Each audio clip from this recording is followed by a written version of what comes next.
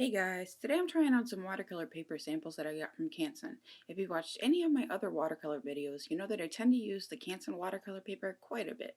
So when I heard that they had 100% cotton watercolor paper through their Aquarelle Heritage line, I asked if they could send me some samples, and they sent me these to play with. The Heritage line came with hot pressed, cold pressed, and rough papers in both 140 pounds and 300 pounds.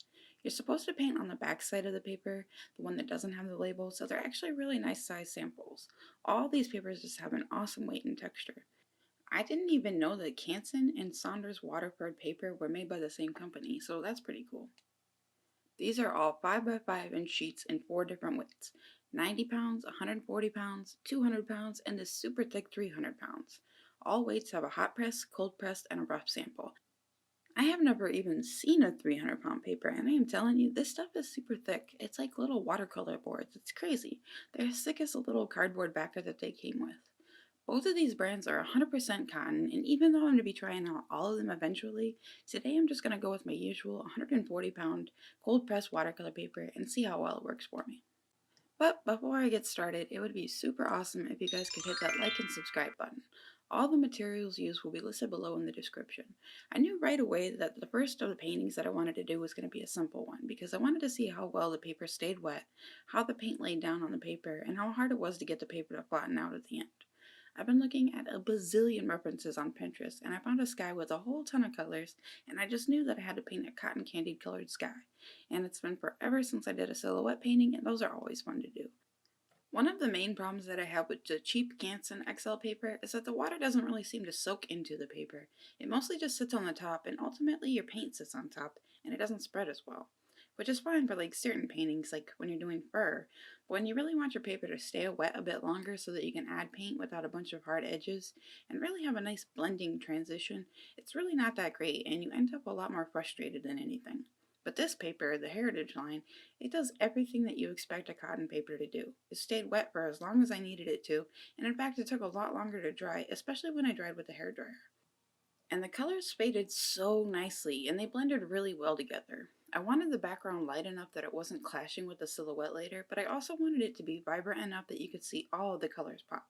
The only thing I would recommend is keeping your yellows and blues separated by a bit of the paper, or you will end up with green, and I wasn't really going for that. I know it looks like a little speed racer with the video sped up, but I was really able to take my time and relax putting down the colors with this paper. It didn't dry out as fast as the Canson XL does, and I didn't have any harsh edges. For this painting, I did 2 layers in the sky, and I rewet the entire painting before I came in with the second layer. I just went over it lightly and not going over it with the brush more than I needed to, so that it wasn't moving or lifting up that. After I dried it again, I quickly sketched out a tree and a horse. I didn't really have a reference photo for the horse. I probably should have, but it's just a silhouette, and I wasn't aiming for perfect anyway. It's not like anyone's gonna, see it or anything. I don't know why this happens, but every single time, every painting, I will pull a pan out. Anyway, I filled in the land with straight black, and then I just started on the branches of the tree and the trunk. The rigger brush that I'm using for the branches is so fun to use. And it's a lot easier to use to get the long, thin lines than using a regular round brush. I'm kind of using a thick application of the paint because I really want the black to cover really well, and I'm only adding enough water so that it smoothly brushes on the paper.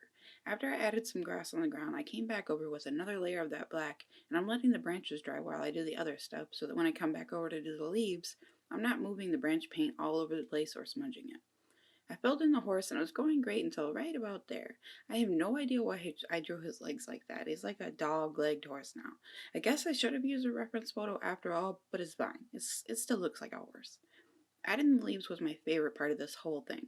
Unlike the horse, it doesn't matter if you get it perfect or if something is out of place. It's just dab, dab, dab, and it's so relaxing. And the more you do, the paint gets lighter and lighter until you reload your brush, and it adds such a nice variation. Like they're not all the same flat black or the same size, just like real leaves. In the end, I really did enjoy using this paper. I would even compare it to the Fabriano Artistico paper. I did end up doing some small paintings on the Saunders Waterford paper later, and it was just as nice to work with on, but it did warp a little bit more than the Heritage.